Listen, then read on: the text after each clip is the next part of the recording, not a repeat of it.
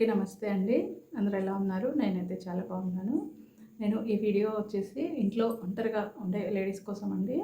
ఇప్పుడు నేను అందరము ఒంట్లో అంటే ఏదో ఒక టైంలో అయితే ఒంటరిగా అయితే ఉంటాం కదండీ. మగవాళ్ళు ఆఫీస్‌కెళ్ళిన తర్వాత ఇంట్లో అయితే మనం మళ్ళీ వాళ్ళు తిరిగి ఇంటికి వచ్చేంత వరకైతే ఒంటరిగానే ఉంటాము ఇంట్లో. ఇంటి పనులు చేసుకుంటా అట్లనే ఉంటాము. ముందేంటంటే ఇరుగు పొరుగు వాళ్ళు అట్లా మాట్లాడడము తెలుస్తా ఉండేది. అంటే ఒకరింట్లో ఒకరు ఏం జరుగుతుంది, ఏదైనా ఒక ప్రమాదంలో ఉన్నా తెలిసేది. ఇప్పుడుండే ఈ కల్చర్‌లో అసలు ఎవరింట్లో ఏం జరుగుతుందో కూడా తెలియని పరిస్థితి ఉంది. ఇప్పుడు ఈ రోజుల్లో అయితే మాత్రం అసలు ఇప్పుడు నేనున్నాను ఇంట్లో, పక్కింట్లో ఏదైనా ఎవరన్నా అకస్మాత్తుగా వచ్చినా, అక్కడ ఏదైనా అలికిడైనా మనం ఏమనుకుంటామంటే వాళ్ళ ఇంట్లో ఏదో జరుగుతుందేమోలే, వాళ్ళ ఇంట్లో వాళ్ళేమోలే అని అనుకుంటామే తప్ప ఒకరిని చంపుతున్నారు అనైతే మనమైతే అనుకోం కదా! అట్లా ఏదైనా జరిగి బయటికి విషయం వచ్చేంత వరకు పక్కింట్లో వాళ్ళకి గూడా తెలియని పరిస్థితి ఇప్పుడు. ఇంట్లో ఏం జరుగుతుందనేది గూడా. పక్కింటి వాళ్ళకి, ఎదురింటి వాళ్ళకి కూడా ఏమీ తెలియట్లేదండి. అందువల్ల ఎవరికి వాళ్ళు సెల్ఫ్‌గా జాగ్రత్తలైతే తీసుకోవాలండి. ముఖ్యంగా ఇంట్లో లేడీస్ ఒంటరిగా ఉన్నప్పుడు మాత్రం చాలా జాగ్రత్తలు తీసుకోవాలి. ఇప్పుడు మనకు తెలిసిన వాళ్ళు ఇంటికి రావచ్చు. ఏదైనా మనం ఇప్పుడు చాలా వరకైతే ఇప్పుడు కరెంట్ పని ఉంటది. ఇంట్లో ఏవన్నా వర్కులున్నప్పుడు మాక్సిమం మనం కొత్త వాళ్ళకంటే కూడా కొంచెం తెలిసిన వాళ్ళకే చెప్తా ఉంటాం. వాళ్ళే వచ్చి చేస్తారు. మనం వాళ్ళు తెలిసిన వాళ్ళు కదా! మనకేం హాని చేస్తారా వాళ్ళు? మనకు తెలిసిన వాళ్ళే ప్రాబ్లమ్ ఏమి ఉండదులే అని మనం నిర్లక్ష్యంగా ఉంటాం ఇంట్లో. అట్లా ఉన్నప్పుడు కూడా వాళ్ళు మంచి వాళ్ళే అయ్యుండొచ్చు. చెడ్డవాళ్ళు అనట్లేదు. కానీ ఆ టైంలో వాళ్ళు మన ఇంటికొచ్చిన టైంలో వాళ్ళు మంచిగా ఉండి అప్పటికప్పుడు కూడా చెడ్డగా మారేటోళ్ళు కూడా ఉంటారు. వాళ్ళ ఆలోచనలు అలా ఉంటాయి. అందువల్ల మనం వాళ్ళు మంచోళ్ళా, చెడ్డోళ్ళా అనేది మనకు అనవసరం. కానీ మన జాగ్రత్తలు వీలైనంత వరకు మన జాగ్రత్తలో మనం ఉండాలి. ఒకవేళ ఇంట్లో మగవాళ్ళు ఆఫీస్‌కెళ్ళినప్పుడు గనక మనకేదైనా ఇంటికి సంబంధించి ఏదైనా పని అర్జెంట్‌గా చేయించాలి అని అనుకున్నప్పుడు మాత్రం మనం ఎవరినైనా తెలిసిన వాళ్ళని ఆ రోజు పిలిపించుకోవడము ఇంటికి.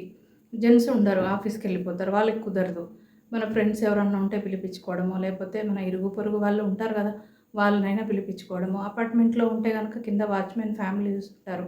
వాళ్ళని ఎవరినైనా హెల్ప్ తీసుకోవడము అట్లా చేయండి. లేదంటే వాళ్ళు ఒకవేళ మనకు అందుబాటులో లేరు, ఇంగా మనకెవరు తోడు లేరు అని అనుకున్నప్పుడు మనం కొంచెం తెలివిగా ఆలోచించుకోవాలి.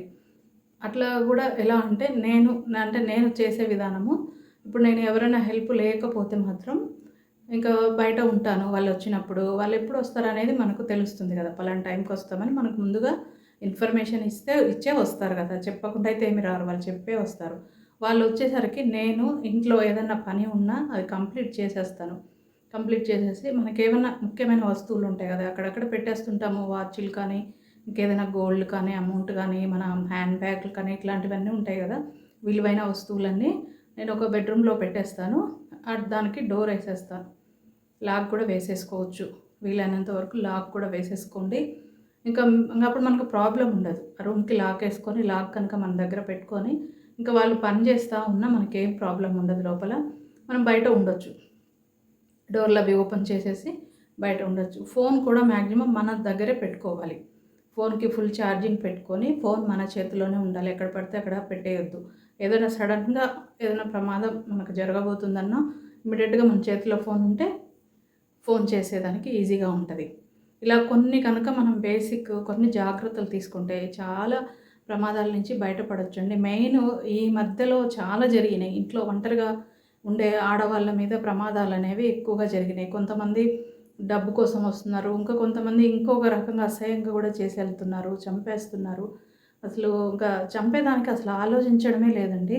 దొరికిపోతామేమో అన్నట్టుగా కూడా చంపేసి ఎళ్ళిపోతున్నారు. మనకు ఇప్పుడు 2 డేస్ క్రితం కూకట్పల్లిలో జరిగింది కదా! ఒక లేడీ హత్య జరిగింది కదా! వాళ్ళ ఇంట్లో పనిచేసే అబ్బాయే, బీహార్ అబ్బాయే వాడికి దుర్బుద్ధి పుట్టింది. ఇంట్లో ఉండే బంగారం, నగలు తీసుకోవాలి, తీసుకొనెళ్ళిపోవాలి.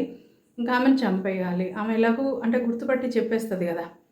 అందువల్ల ఇంకా ఆమెను చంపేయాలి అని చెప్పేసి వాడు ఇంకొక ఫ్రెండ్ ఇద్దరు కలిసి ఇంటికొచ్చి ఆమెను తాళ్ళతో కూడా కట్టేసి చిత్రహింసలు పెట్టి ఆమెను చంపేసి డబ్బులు, నగలు ఇవన్నీ కూడా వాళ్ళ ఇంట్లో ఉండే బ్యాగుతోనే అన్నీ తీసుకొని వెళ్ళిపోయారంట. మళ్ళీ ఇంట్లో బట్టలు కూడా మార్చేసుకొని వెళ్ళిపోయారంట. దాంతో వాళ్ళ మీద అనుమానం అయితే వచ్చింది. అంటే మామూలుగా అయితే కష్టమయ్యేదేమో అంటే విచారిస్తారు. ఇంకా పట్టుకోలేదు వాళ్ళని. విచారిస్తారు. కానీ వాళ్ళు వచ్చేటప్పుడు అంటే వాళ్ళ ఫ్లాట్‌కి వచ్చేటప్పుడు ఉండే డ్రెస్ వేరే ఉంది. మళ్ళీ రిటర్న్ వెళ్ళేటప్పుడు ఉండే డ్రెస్ వేరే ఉంది.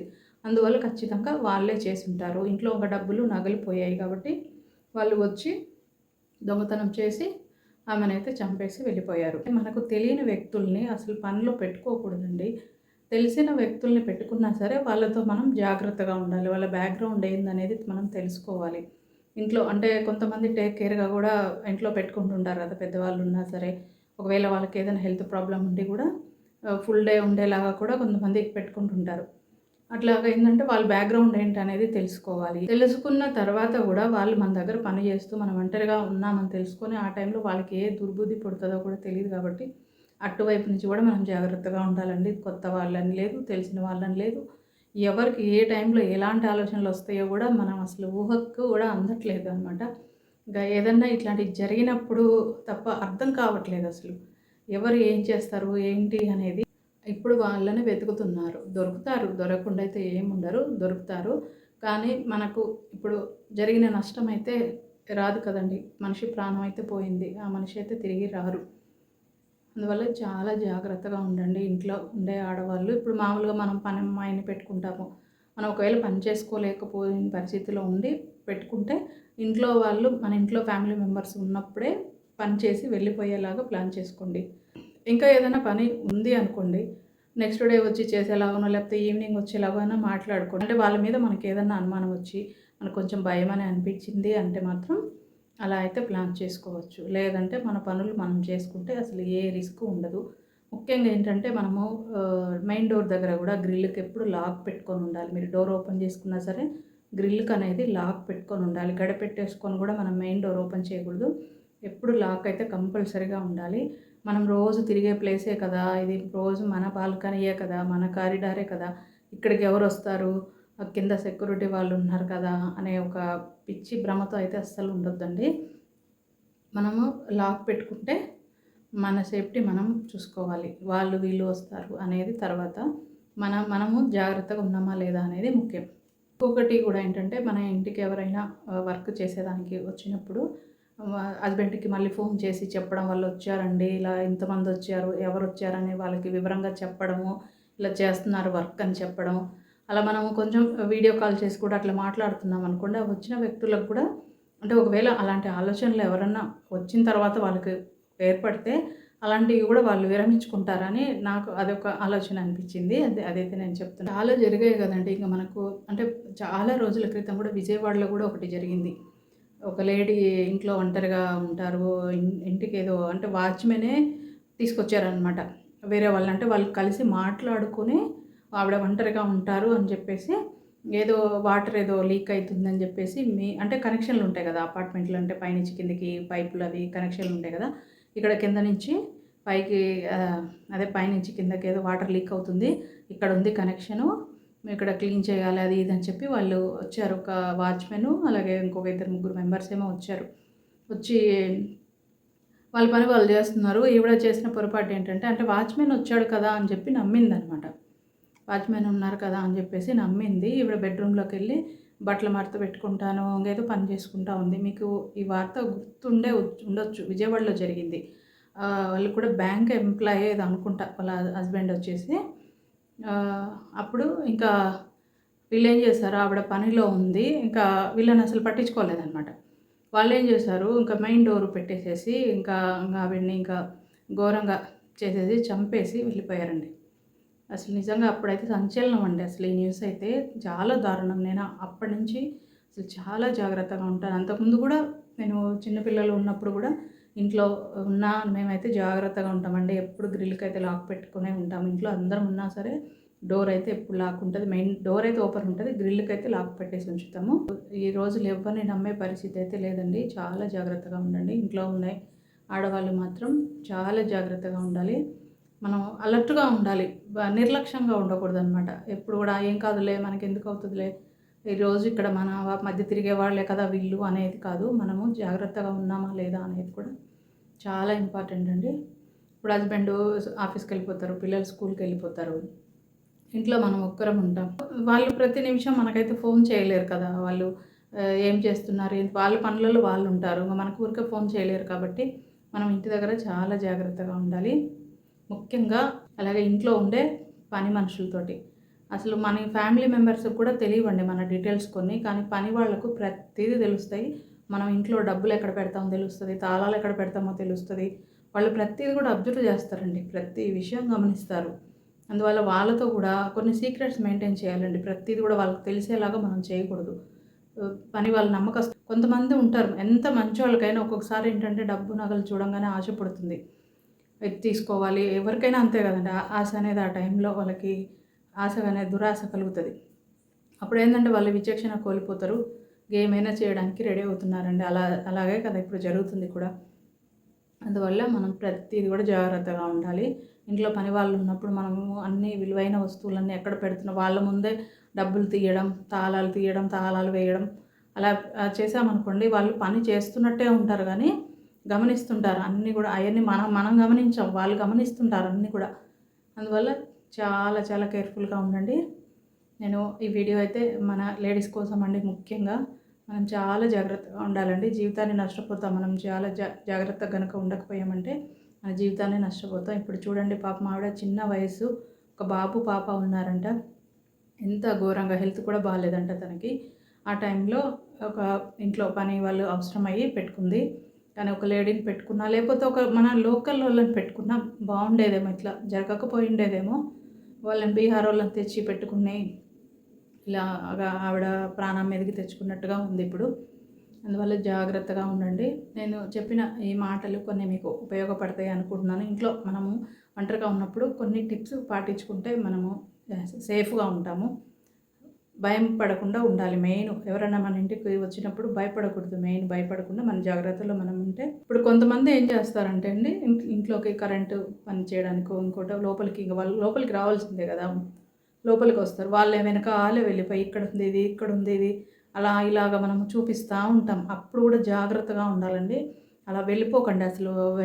లోపలికి వెళ్ళకూడదు.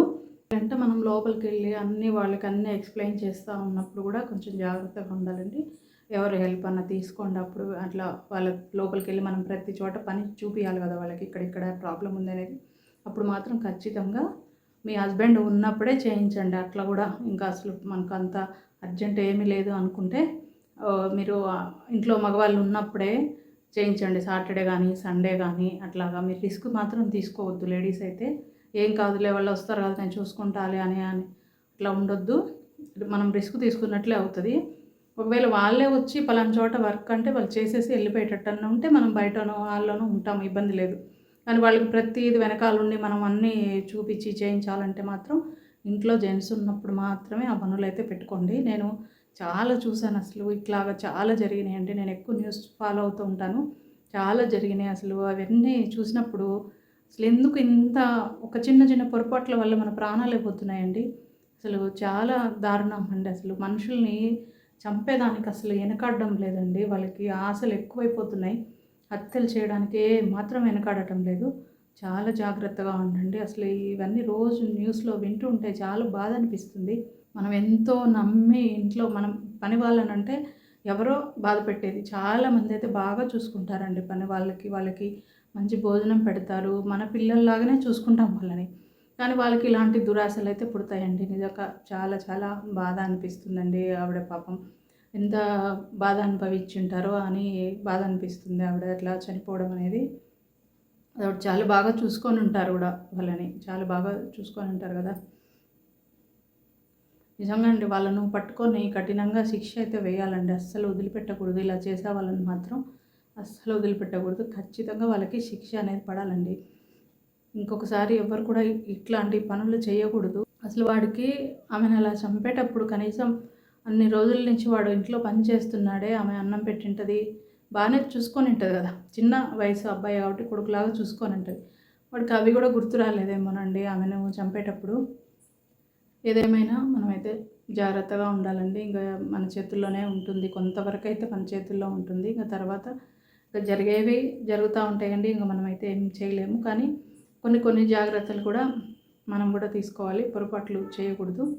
మనం కూడా జాగ్రత్తగా ఉండాలి. సరేనండి, బాయ్.